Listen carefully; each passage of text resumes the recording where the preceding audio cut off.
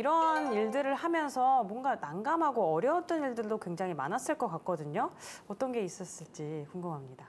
우리가 조례를 만들었다고 또는 우리가 하고 싶다고 다 되는 건 아니어서 그런 점이 가장 좀 어려웠고요. 특히 그 기관별로 이제 권한이나 또 이런 것들이 좀 차이가 좀 있습니다. 그래서 특히 이제 지역에 그 어떤 사업을 하게 되면 그러니까 기재부가 가지고 있는 그런 또 땅이 있고 그다음에 서울시 부지가 있고 또 구가 갖고 있는 부지가 있습니다. 이렇게 소유가 다르고 권한이 다르다 보니까 그 해당 지역에서 어떤 사업을 할 때 그런 경우에 좀 어려움이 좀 있는 경우가 좀 많이 있죠. 그래서 그런 그 자치와 분간의 어떤 그 영향과 관계 이런 것들을 잘 그 조정하는 일이 그런 일이 좀 가장 좀 어렵죠. 그래서 그런 게 이제 겨우 좀 익숙할 만한 것 같습니다.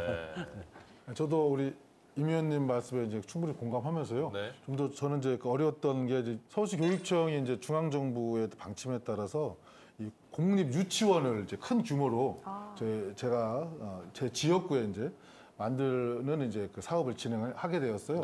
대부분의 예산이 사실 서울시에 적지 않은 예산이 이제 편성이 되었는데 이게 이제 출생률이 줄어들고 더군다나 이제 코로나가 이렇게 이제 오랫동안 사회적 거리두기가 실행이 되면서 수요 예측이 이제 정확하지 않았던 거죠.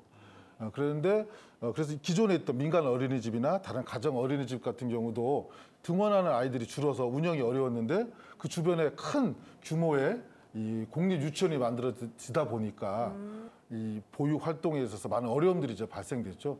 그래서 그것을 보면서 시민의 세금인 예산을 쓰기 위해서 사전에 수요라든지 또 이후에 발생되었던 문제점에 대해서 면밀히 그 조사하고 확인하는 절차를 좀 더 시의원으로서 또 꼼꼼히 챙겨야 되겠다. 그래야지 적지 않은 예산이 쓰이는데 제대로 효과를 만들어낼 수 있지 않을까 이런 이제 어려움과 또 경험을 하게 된 적이 있습니다.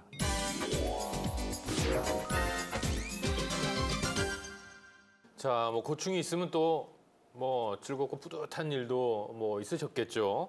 자, 그럼 의정 활동을 하면서 나 이 일만큼은 정말 보람됐다, 혹은 뿌듯했다 하는 일이 있다면 어떤 게 있을까요? 제가 있는 그 지역구가 이쪽에 이제 봉제와 관련된 그런 그 업에 종사하시는 분들이 많이 있으세요.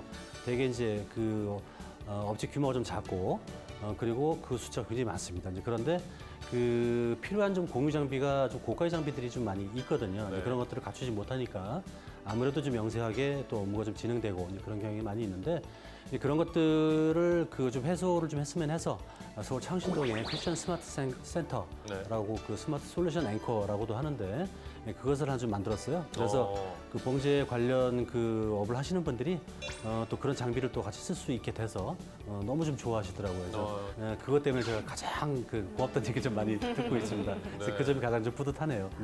그렇게 영세하게 사업장을 운영하시는 분들께서는 개인적으로는 뭐 구할 수 없는 기계 같은 것들을 다 같이 사용할 수 있게 되면 굉장히 좋아하셨을 거고 되게 감사의 말씀도 많이 전했을 것 같습니다. 예, 예산도 좀 들어갔고요. 알겠습니다. 자, 예산 좀 들어갔습니다. 이상훈 의원님은 어떻습니까? 예, 제 지역구인 강북구에는요, 또 주거 비용이 상대적으로 적게 들다 보니까 또 서울 시내에서 활동하는 예술인들도 강북구에 많이 살고 있죠.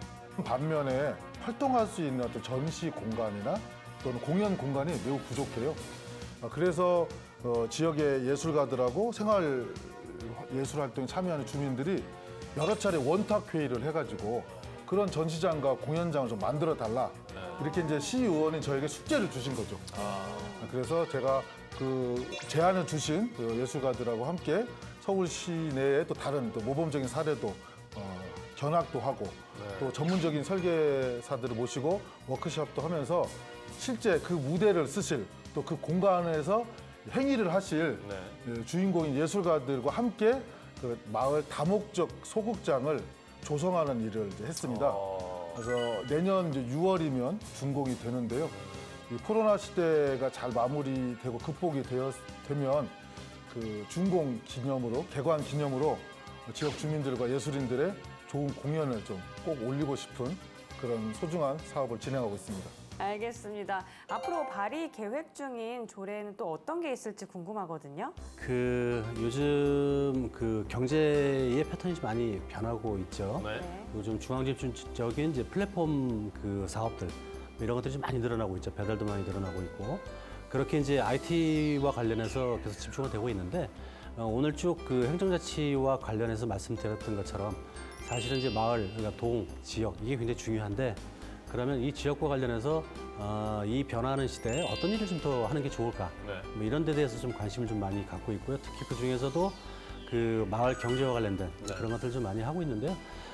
그래서 그 뭐 조례 몇 가지 만드는 정도로 뭐 해결되기는 어렵겠습니다만 각 그 지역별로 뭐 예를 들면 뭐 아침 식당 그 산업이라는 걸 좀 만들어서 그런 것들이 이제 뭐 동별로 좀 활성화된다든지 여러 가지 이제 그 마을에서 직접 그 규모 있게 그리고 일자리가 좀 많이 생길 수 있게 그런 사업을 좀 만들 수 있으면 좋겠다는 생각을 좀 많이 합니다. 그래서 그런 조례를 한번 좀 진행해 볼 생각입니다.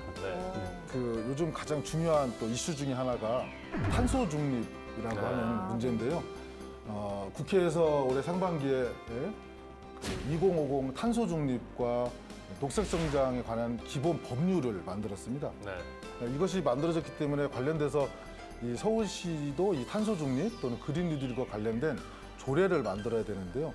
지금이 있는 다양한 조례들을 통합하고 정비를 할 수밖에 없습니다. 특히 그중에서 행정자치위원회는 시민참여라는 부분들을 주되게 고민하고 또 지원하고 있기 때문에 이 탄소 중립 또 녹색 성장과 관련돼서 시민들의 다양한 참여를 어떻게 보장하고 또 지원하고 이끌어낼 것인가 이런 부분에 대한 조례를 지금 발의하기 위해서 준비하고 있습니다. 네. 좋습니다, 진짜. 자, 그럼 이쯤에서 임 의원님께 한번 질문 드리겠습니다. 행정자치위원회의 지난 의정 활동을 점수로 환산을 한다면 몇 점을 주시겠습니까? 제 점수요. 예. 전체적인 점수. 그러니까 제가 한 거. 행정자치위원회. 행정자치위원회의 아, 점수. 위원회 점수? 네네. 위원회 점수는 이게 100점 만점이라 100점까지밖에 못 주겠네요. 100점으로 보고 있습니다. 100점 만점까지밖에 없기 때문에 100점을 주시겠다. 제 점수요? 제 점수요? 이렇게 분리해서 말씀하시던데 본인 점수를 따지신다면 몇 점 주시겠습니까? 그 100점에서 제가 50점을 하고 있다고 생각합니다. 좋습니다. 반절은 하고 계시네요. 김종국 의원님이 50점을 하고 계시고요. 제가 그 옆에 5점을 제가 하고 있습니다. 그래서 둘이 합쳐서 55점, 과반수를 둘이 하고 있습니다. 그러면 이상훈 의원님께서는 행정자치위원회 전체의 점수를 준다면? 저 같은 경우는 한 80점 정도. 예. 이유가 있을까요? 이 행정자치위원회 활동이 소관부서가 다양함에도 불구하고 의원 12명의 우리 소속 의원님들이 골고루 관심을 가지고 잘 지적을 하더라고요. 그런데 그 사실은 사전에 준비하고 공부하지 않으면 어렵거든요. 그런 모습을 보면서 행자위 의원님들이 진짜 열심히 준비를 하고 계시다 해서 제 입장에서는 80점이 제 생애에서는 되게 높은 점수거든요. 그런 점수를 학교 다닐 때 받아본 적이 없어가지고. 알겠습니다. 100점 만점이었는데 120점을 외치고 가신 분이 계시거든요. 그런 동료 의원으로서 그런 분은 어떻게 생각하십니까? 그거는 저 행정에는 좀 안 맞는 점수인 것 같습니다. 네, 행정은 정확히 해야 되거든요. 그런 경우에는 감사위원회 우리가 감사청구합시다. 불필요한 점수를 줬기 때문에. 알겠습니다. 자, 이제 임기의 마지막을 달려가고 있습니다. 마지막 남은 임기 앞으로 계획이 있다면 간단하게 한 말씀씩 부탁드리겠습니다. 내년 초에 이제 대통령 선거도 있고, 그렇죠. 그리고 또 지방 선거도 또 있고, 네. 대단히 바쁩니다. 근데 이 그 선거라는 공간을 통해서요, 시민들에게 다시 한번 그 우리를 설명하고 나를 설명하고 그런 좀 시간이 될 것 같고요. 그 어떤 지역 그 주민들을 위해서, 서울 시민들을 위해서 더 많은 일을 좀 할 수 있도록 더 공부하고 더 연구하고 더 열심히 한번 해보겠습니다. 알겠습니다. 네. 사실 뭐 서울시 의원은 우리 임종국 의원님 말씀하신 것처럼 비슷한 그런 조건이 있죠. 내년 3월에 대통령 선거가 있고 6월에 지방 선거가 있기 때문에 그런데 이제 이게 대통령 선거가 먼저 있다 보니까 서울시 의원으로서의 의정 활동의 결과물들을 정리해서 시민들한테 유권자들한테 알릴 수 있는 시간이 반절 이상 줄었습니다. 그렇죠. 그래서 지금까지 했던 내용들을 의정활동 보고서로 잘 정리해서 성과들도 알리고 또 그 과정에서 주민들의 또 다른 요청사항이나 민원들도 함께 담으면서 마무리를 잘 준비하고자 합니다. 막 웃으면서 잘 지나갔던 것 같습니다. 오늘 두 의원님들 제가 감히 총평을 하자면 우리 임 의원님은 조곤조곤 실속을 챙기셨고 이 의원님은 그 웃음만 남기고 떠나갑니다. 네, 알겠습니다. 앞으로도 좋은 활동 열심히 부탁드리겠습니다. 네. 그리고 마지막으로 이 앞서 출연한 상임위들이 다 구호를 외치셨거든요. 준비를 해오셨는데 혹시 준비한 게 있는지 궁금합니다.